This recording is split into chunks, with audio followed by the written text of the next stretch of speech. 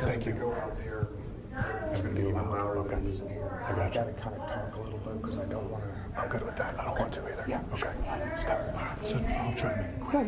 So tell me, all right, why are you killing the texting and driving bill in the Appropriations Committee? Well, let me say, first of all, Matt, you communicated with me personally, and I appreciate the concern you have about this issue. I'm sorry that you had this incident occur where you got injured. And let me first say that distracted driving while you're texting is dangerous. It can even be deadly. And every Floridian should take personal responsibility to not do so. As a matter of fact, as parents, there's apps that are available that can disable your child's phone so that when they're driving, they will not be able to even access their telephone. This bill, I throughout my legislative career, have fought to protect individual rights against unnecessary government intrusion. It's kind of a bedrock of the Constitution that has been something I've always fought for, not just in this issue, but in other issues. And my fundamental issue with the way that this is being approached in the bill is the idea that when you have a cell phone and you happen to glance down, see where you're going, see what number is calling you, that act alone gives the police officer the ability to pull you over. That's what would happen if this becomes a primary offense. And that, to me, is an unnecessary government intrusion. And if you were to try as a citizen to say, officer, you know, I was just looking down, I wasn't texting, I wasn't doing any of these things, I wasn't looking in my directions, then at that point you're in a position of having to hand an officer your cell phone and show them what you've been doing, how you've been doing it. And I think that's an unnecessary intrusion. It's a heartfelt feeling on my part. It doesn't mean that I condone dangerous driving. It doesn't mean that I condone texting and driving. It doesn't mean that I condone, distracted driving, whether it be any other kinds of distractions, putting on your makeup, anything like that. That is wrong. Floridians should not do that. And when you do that, and you swerve, if you do that, and you break any traffic law, you make yourself eligible to be pulled over, and you should be, for breaking the laws of the land. So that's my objection, Matt, to the bill, and it's heartfelt. It's not because I'm trying to do any deals with anybody. I'm not playing politics at all. It's just a heartfelt, and I took an oath to uphold the Constitution. Included in the Constitution is the Fourth Amendment, right against unreasonable government interference, searches and seizures, when you're off doing your thing in the world as individuals. It's the thing that makes us different in America than these other countries in the world that we got away from.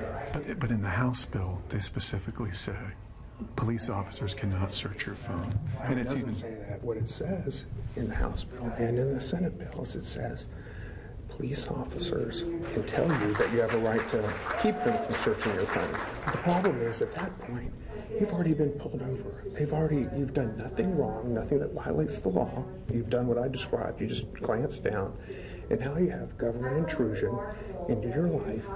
And you, in order to defend yourself, the only way you can defend yourself is have the police officer go through your cell phone. Now, so I would disagree that that's what the House bill or what the Senate bill does. I think the practical effect is what I described. But here's the thing. I'm open to having discussions next session about ways that we can deal with distracted driving. But this, I just have strong feelings. There are people who would say that, you know, I'm being obstructionist. There's others who would say that I'm doing my, defending the Constitution and living up to the oath that I took when I got elected. But is it democratic to be at the head of a committee? Right. A lot of people in Florida didn't vote for you, don't know who you are outside of your district, and you're stopping legislation that could impact the entire state. That's not very democratic. Yeah. And I think that's a fair question, Matt, because a lot of folks who haven't, I will tell you, when I was elected to the legislature, my on first glance or first blush would be like, how does this system work? You learn when you get elected how a bill becomes a law and how it moves through committees. And I will tell you that we're a representative democracy. We're not a pure democracy. And since our country was founded over 200 years ago, our Congress Our 50 states and their legislatures all have developed this system whereby you have committees, you have chairmen of committees, and this is how the process works. I have a duty as the chairman of a committee to review every piece of legislation that comes in front of me. I was put as chairman of this committee because I have certain values and bedrock principles that I But it's uphold. the Appropriations Committee, and everything you described has nothing to do with appropriations. Well, the Appropriations Committee in the Senate, in the Florida Senate, handles a wide variety of legislation. It is the last stop, along with the Rules Committee, which is where we're sitting today, for basically every piece of legislation. And so that is how our system is set up, and that's not unusual. If you go to other state legislatures, it's not just bills that have direct, huge physical impacts, but bills that have direct impact on the people of the state of Florida, even if there's not necessarily a physical tag to it. So this is not an unusual thing for a bill like this to go through the Appropriations Committee. That's fairly common in I understand the confusion, I really do, but I'm saying it's a fairly common path for a bill to take in the Florida Senate. Well, why not just let your colleagues on your committee vote on it? Well, because I have certain bedrock principles, matters of conscience, that when I took an oath of office and I said these things are important to me, these are things I'm going to fight for and defend. And we have to balance those, okay, with, other concerns. But and if you're not in the majority, you're supposed to be for the will of the people. If you're not speaking for the will of the people. The thing about our representative system, democracy and system of government, we have this Bill of Rights, and the reason why you have this Bill of Rights included in it is the Fourth Amendment, all right, is because our founding fathers understood that there will be pieces of legislation that come along, and that legislation may, if you polled it, is at 70%. Or something like that. The majority of people or whatever it is, and I don't discount that. I've met with victims. This is our first time meeting face to face, and I take I'm not discounting their pain or their concern, but the fact of the matter is our system is set up so that the majority doesn't. We don't just do a poll and decide how we're going to handle legislative matters or vote.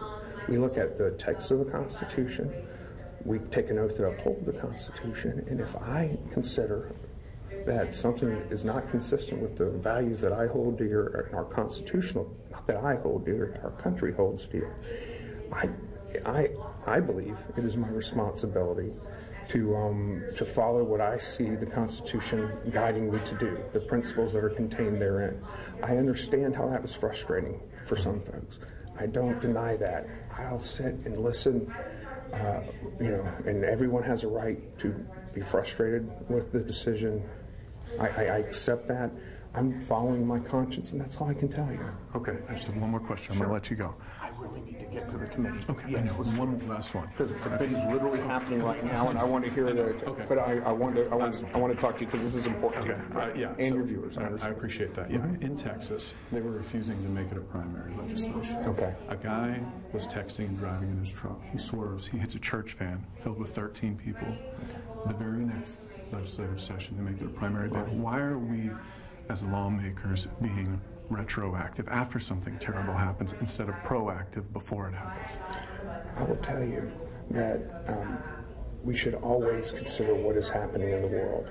As I told you before, I think distracted driving while texting is a problem. I think that I have kids, I have teenagers, and we talk about these types of matters and the fact that it is unacceptable to, while you're behind the wheel of the car, you need to be explaining. You need to be looking forward, and you need to not be distracted, whether it be with your phone or with other things, talking to your kids, getting something out of your school backpack, whatever it may be. And people need to take personal responsibility to do that. But at the end of the day, we have our job, our job as the government, all right, is to make sure. My job as an elected official who has an impact on government interactions with the people is to make sure that that delicate balance is preserved. That's just where I am at. And you're not changing. The bill that is in front of me, Texting the and bill, driving. yeah, the bill that is in front of me, that's just how I feel about it. All right? Thank you for talking. I appreciate it. Absolutely. You have a good day, Matt. You too. And everything's, I understand. Okay. All right? Thank you. Take care. Thank you. Cindy Polo, and I live in Miami.